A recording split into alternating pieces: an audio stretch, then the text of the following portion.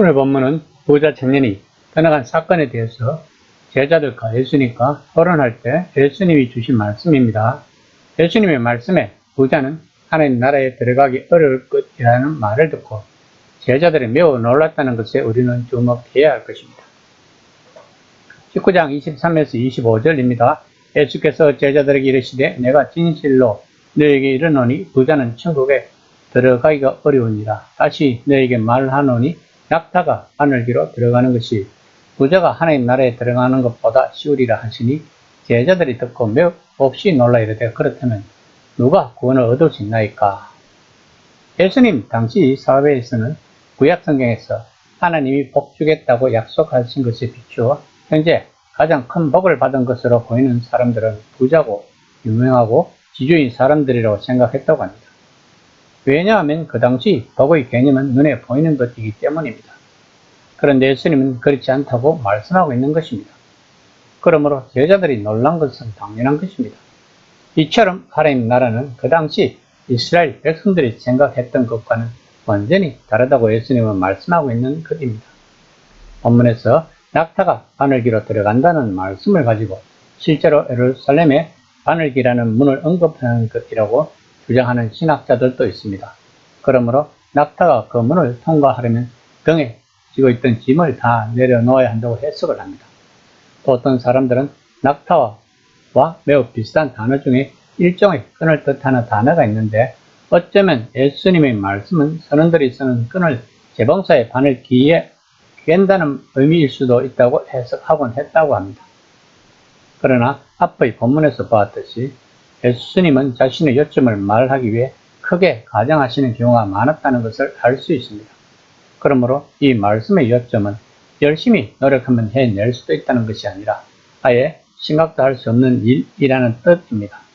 그러면서 예수님은 사람으로는 할 수 없으나 하나님으로서는 다 하실 수 있는 일이라고 답하십니다. 즉 인간의 관점에서 볼 때 불가능한 것이 하나님께는 가능하다는 것입니다. 이 시점이 바로 인간의 모든 개성과 가능성이 멈추고 하나님의 새로운 가능성이 시작되는 시점인 것입니다. 다시 말하면 거듭남의 시점인 것입니다. 19장 27절입니다. 이에 베드로가 대답하여 이르되 보소서 우리가 모든 것을 버리고 주를 따라 싸웠는데 그런즉 우리가 무엇을 얻으리이까? 베드로의 대답은 마치 부자 청년의 질문을 연상케 하고 있습니다. 베드로는 아직까지도 예수님이 전하시는 복음을 깨닫지 못하고 있는 것입니다. 이것이 제자들이 성령 세례를 받기 전의 모습인 것입니다. 즉 거듭남이 되지 않은 제자들의 모습인 것입니다. 제자들은 3년 동안이나 예수님을 따라다녔습니다.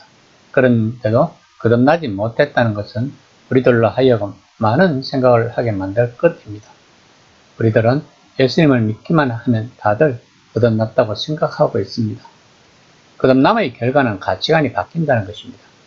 이제까지 세상 중심을 살아가던 사고방식을 거듭남으로 인해서 하나님 중심으로 살아가게 된다는 것입니다. 그러므로 제자들은 아직까지도 가치관이 바뀌지 않았다는 것은 그들은 진정한 해결을 하지 못했다는 것입니다. 19장 28에서 29절입니다. 예수께서 이르시되 내가 진실로 너희에게 이르노니 세상이 새롭게 되어 인자가 자기 영광의 보좌에 앉을 때에 나를 따르는 너희도 12보좌에 앉아 이스라엘 12지파를 심판하니라. 또 내 이름을 위하여 집이나 형제나 자매나 부모나 자식이나 전투를 벌인 자마다 여러 배를 받고 또 영생을 상속하리라. 본문은 다니엘 7장을 연상시킵니다. 거기에 보면 악이 타도당하고 하나님 백성이 회복되면서 드디어 하나님 나라가 세워집니다. 그 새로운 세상이 오면 모든 것을 버리고 예수님을 따른 사람은 영원한 죽음으로부터 구출될 뿐 아니라 새 세상에서 예수님과 함께 다스리게 된다는 것입니다. 아마도 제자들은 12보좌에 대해서 문자적으로 해석했을 것입니다.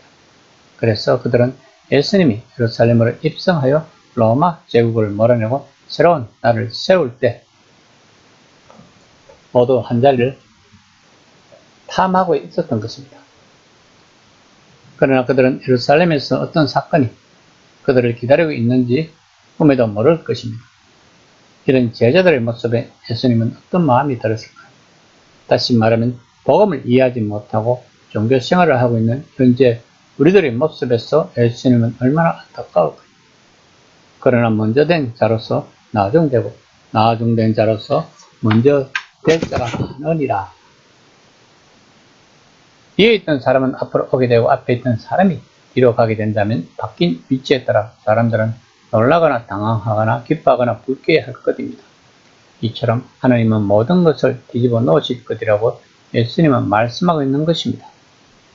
오래전부터 인간은 진리, 지혜, 정의, 구원을 잡으려고 노력을 해왔습니다.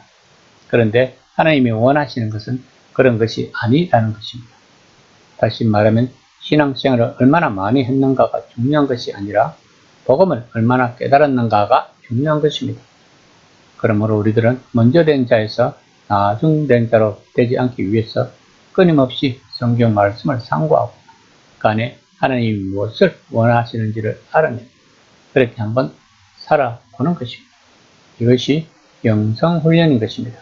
이 시간 나의 영성훈련은 어떻게 실행되고 있는지를 한번 생각해 보는 시간이 되었으면 합니다.